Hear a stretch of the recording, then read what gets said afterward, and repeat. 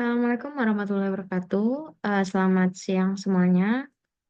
Perkenalkan nama saya Susan Afifah. Di sini saya akan memaparkan hasil dari apa yang telah saya pahami mengenai fenomena urbanisasi dan juga migrasi desa ke kota. Yang mana dua proses dinamis ini saling terkait dan membentuk landscape sosial ekonomi di negara kita khususnya Indonesia. Sebelum itu kita harus memahami mengenai apa itu urbanisasi dan juga apa itu migrasi desa ke kota. Yang mana urbanisasi adalah proses global yang ditandai dengan meningkatnya proporsi penduduk yang bermukim di wilayah perkotaan dibandingkan dengan pedesaan. Fenomena ini seringkali menjadi indikator kemajuan suatu negara yang mencerminkan adanya perubahan sosial, budaya, terutama ekonomi yang menjadi kota sebagai pusat gravitasi bagi berbagai peluang, khususnya tenaga kerja dan lain sebagainya. Sementara itu, migrasi desa ke kota secara spesifik merujuk pada pergerakan penduduk dari wilayah pedesaan menuju kawasan perkotaan. Motivasi utama di balik perpindahan ini adalah aspirasi ataupun ekspektasi untuk kehidupan lebih baik di daerah perkotaan, baik dalam segi kesempatan kerja, akses pendidikan yang lebih mumpuni, maupun ketersediaan fasilitas dan layanan yang lebih baik dan lebih lengkap di wilayah perkotaan. Jelaslah bahwa urbanisasi dan juga migrasi desa ke kota adalah dua sisi mata uang yang sama jika kita asumsikan sebagai mata uang, yang mana di mana arus penduduk ataupun arus perpindahan penduduk dari desa ke kota menjadi motor utama adanya pertumbuhan urbanisasi di perkotaan. Dan mengapa urbanisasi dan migrasi desa ke kota terjadi? Akar penyebabnya sebenarnya sangat kompleks, tetapi didorong oleh berbagai faktor penarik ataupun pull factors yang memikat penduduk desa menuju kehidupan kota. Yang pertama itu seperti yang sudah disinggung, peluang kerja yang lebih luas dan beragam. Kota menawarkan spektrum pekerjaan yang lebih luas, mulai dari sektor industri, jasa, perdagangan, hingga teknologi. Kontras dengan desa yang seringkali didominasi dengan sektor pertanian dengan pilihan kerja yang terbatas. Lalu yang kedua yaitu adalah pendidikan lebih berkualitas dan lebih lengkap. Fasilitas pendidikan di kota, mulai dari jenjang dasar hingga perguruan tinggi, umumnya memiliki kualitas yang lebih baik dan pilihan lebih beragam. Ini menjadi daya tarik bagi keluarga di desa yang menginginkan pendidikan lebih baik dan terbaik bagi anak-anak mereka. Selanjutnya yang ketiga yaitu fasilitas kesehatan yang lebih modern dan mudah diakses. Ketersediaan rumah sakit, klinik spesialis, serta tenaga kerja medis yang lebih lengkap dan modern di perkotaan menjadi pertimbangan penduduk ataupun warga untuk berpindah ke kota, terutama bagi mereka yang membutuhkan akses kesehatan lebih baik. Karena akses yang lebih mumpuni akan menunjang adanya kesehatan yang lebih maksimal. Lalu yang selanjutnya adalah gaya hidup modern dan akses teknologi. Kehidupan di kota yang dinamis serta kemudahan akses terhadap teknologi dan informasi menjadi daya tarik tersendiri, terutama bagi generasi muda yaitu Gen Z ataupun gen lainnya. Dan yang terakhir yaitu ketimpangan pembangunan desa dan kota. Kesenjangan dalam pembangunan infrastruktur, ekonomi, dan fasilitas antara desa dan kota seringkali terjadi menjadi pendorong bagi penduduk desa untuk mencari peruntungan di kota yang dianggap lebih maju. Hal-hal inilah menjadi faktor pendorong dari adanya terjadinya urbanisasi dan migrasi desa ke kota. Sementara itu, migrasi desa ke kota dipicu oleh kombinasi antara faktor pendorong dari desa, push factors, dan faktor penarik dari kota, pull factors. Yang mana faktor dari pendorong dari desa itu sendiri yang pertama, keterbatasan lapangan pekerjaan dan rendahnya penghasilan. Sektor pertanian di desa seringkali tidak mampu untuk menjadi pendongkrak ataupun menampung seluruh angkatan kerja dan menawarkan penghasilan yang lebih maksimal karena dianggap masih kurang memadai. Selanjutnya, keterbatasan akses terhadap fasilitas pendidikan dan kesehatan. Kualitas dan ketersediaan sekolah dan layanan kesehatan di desa seringkali jauh tertinggal dibandingkan di kota. Lalu, kemiskinan dan keterbatasan ekonomi. Tingkat kemiskinan yang lebih tinggi dan kurangnya peluang ekonomi di desa mendorong penduduk untuk mencari penghidupan yang lebih layak di kota. Lalu yang terakhir adanya bencana alam. Bencana seperti banjir, kekeringan, ataupun tanah longsor dapat memaksa penduduk desa untuk mengungsi dan mencari tempat tinggal baru di perkotaan. Lalu faktor penarik dari kota, yang pertama upah yang lebih tinggi dan banyaknya lowongan pekerjaan. Kota menjanjikan potensi pendapatan lebih besar dan beragamnya kesempatan kerja. Lalu fasilitas umum yang lebih lengkap, ketersediaan infrastruktur, transportasi, hiburan, dan layanan publik yang menjadi daya tarik tersendiri. Mengapa orang lebih tertarik untuk bermigrasi ke kota? Lalu, pendidikan yang lebih baik. Kota menawarkan jenjang dan kualitas pendidikan yang lebih tinggi. Harapan hidup yang lebih layak, kombinasi antara peluang ekonomi, fasilitas kesehatan, dan gaya hidup di kota seringkali diasosiasikan dengan kualitas hidup yang lebih baik. Lalu, apa sih dampak dari urbanisasi ini sendiri? Yang mana dampaknya antara peluang dan tantangan. Yang mana balik lagi, urbanisasi membawa dampak bagi negara, di situ memicu adanya dampak positif dan negatif. Yang pertama, dampak positifnya yaitu mendorong pertumbuhan ekonomi. Tidak terpungkiri bahwa kota menjadi pusat ekonomi ataupun pusat aktivitas ekonomi seperti industri, perdagangan, dan jasa yang berkontribusi signifikan terhadap pertumbuhan ekonomi nasional. Lalu yang kedua, melahirkan inovasi dan perkembangan teknologi. Konsentrasi penduduk dan aktivitas ekonomi di kota menciptakan lingkungan yang kondusif bagi munculnya ide-ide baru dan adopsi teknologi. Lalu yang ketiga, mempercepat modernisasi infrastruktur.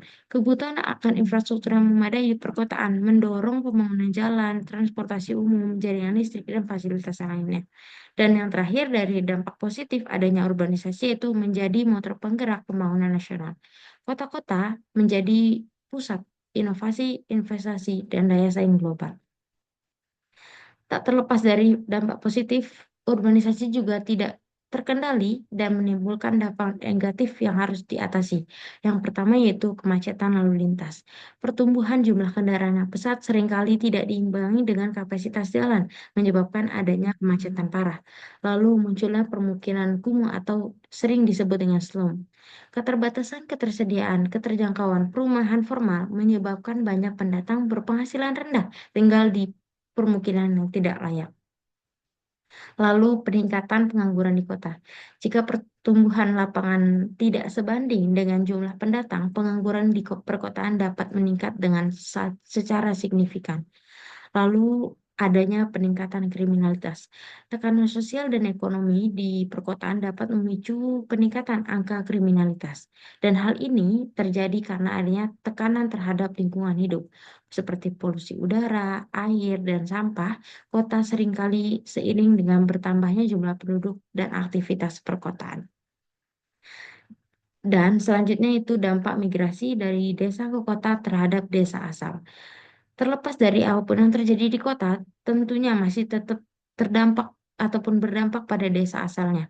Migrasi desa ke kota juga meninggalkan jejak di desa asal, seperti dampak negatif yang pertama, penurunan produktivitas sektor pertanian.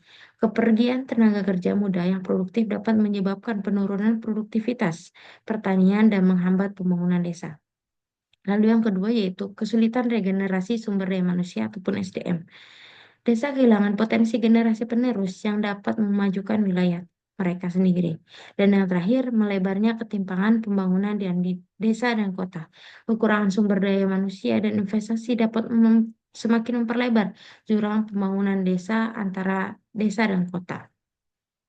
Dan dampak positifnya yaitu remin, remintansi, ataupun pengiriman uang. Para migran yang berhasil di kota seringkali mengirimkan uang kepada keluarga di desa yang dapat meningkatkan taraf hidup dan mendukung pendidikan anak-anak mereka di desa. Lalu, terlepas dari apapun yang terjadi di desa dan kota, terdapat ketimpangan sosial dan lingkungan sebagai konsekuensi urbanisasi ini sendiri. Urbanisasi yang tidak terkendali dengan baik dapat memperparah ketimpangan sosial di perkotaan. Jurang antara kelompok kaya dan miskin semakin terlihat jelas. Masyarakat miskin seringkali terjebak dalam pekerjaan sektor informal dengan pendapatan rendah dan kualitas hidup yang sulit. Jika tidak ditangani, ketimpangan ini dapat memicu ketegangan dan konflik sosial. Selain itu, urbanisasi juga memberikan tekanan besar pada lingkungan hidup seperti peningkatan polusi udara akibat kendaraan industri, pencemaran, pencemaran air dan tanah oleh limbah, serta hilangnya ruang terbuka hijau demi pembangunan infrastruktur dan pemukiman menjadi masalah yang serius. Fenomena urban heat eh, dan peningkatan risiko banjir dan gangguan keseimbangan ekologis menjadi konsekuensi nyata dari urbanisasi yang tidak berkelanjutan. Lalu, upaya apa yang bisa dilakukan untuk menekan adanya dampak urbanisasi dan migrasi desa ke kota?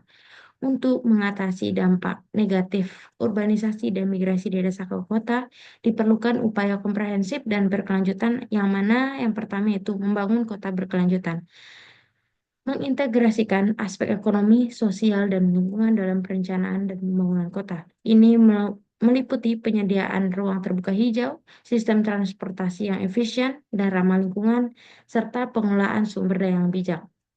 Yang kedua yaitu mempercepat pemerataan dan pembangunan desa, meningkatkan kualitas infrastruktur layanan publik seperti pendidikan, kesehatan, dan menciptakan peluang ekonomi di daerah pedesaan untuk mengurangi daya tarik migrasi ke kota, program-program pemberdayaan masyarakat, dan pengembangan potensi lokal menjadi kunci untuk menangani dampak urbanisasi itu sendiri.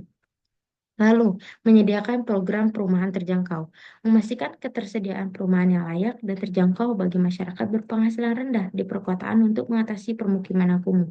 Lalu, meningkatkan ataupun mengembangkan sistem transportasi umum yang efisien dan ramah lingkungan. Hal ini dapat mengurangi ketergantungan pada ketergantungan pada kendaraan pribadi untuk mengatasi adanya kemacetan dan polusi udara. Dan yang terakhir yaitu mendorong kolaborasi. Kerjasama yang erat antara pemerintah pusat dan daerah, seperti sektor swasta, organisasi masyarakat sipil, dan partisipasi aktif masyarakat sangat dibutuhkan untuk mencapai solusi yang efektif. Dan dapat disimpulkan bahwa urbanisasi dan migrasi desa kota adalah keniscayaan dalam proses pembangunan dan modernisasi. Keduanya membawa potensi besar untuk memajukan ekonomi dan meningkatkan kualitas hidup. Namun, tantangannya terletak pada bagaimana mengelola kedua fenomena ini secara bijaksana dan berkelanjutan. Tanpa perencanaan yang matang dan tindakan yang tepat, dapat negatif dapat menimbulkan masalah sosial, ekonomi, dan masalah lingkungan yang serius. Oleh karena itu, mari kita sama-sama dukung dan kita melek terhadap adanya dampak-dampak yang kemungkinan akan terjadi. Dan kita harus bijak dalam mengatasi adanya masalah ini, sehingga manfaat urbanisasi dapat dinikmati oleh seluruh lapisan tanpa mengorbankan kelestarian lingkungan hidup kita sendiri. Nah, dan dapat kita lihat bahwa permasalahan dari adanya urbanisasi dan juga migrasi desa ke kota seperti di Jakarta ataupun di kota-kota besar lainnya, seperti di ibu kota sendiri di Indonesia, kita seringkali melihat adanya permasalahan di pemukiman kumuh, adanya permasalahan sanitasi air bersih, dan hal ini merupakan bukti nyata dan dapat kita lihat adanya ketidakmampuan dalam menghadapi adanya urbanisasi dan migrasi desa ke kota yang signifikan. Terlebih dari kurangnya, saya cukupkan. Mungkin banyak kesalahan, banyak kurangnya. Saya akhiri. Wassalamualaikum warahmatullahi wabarakatuh.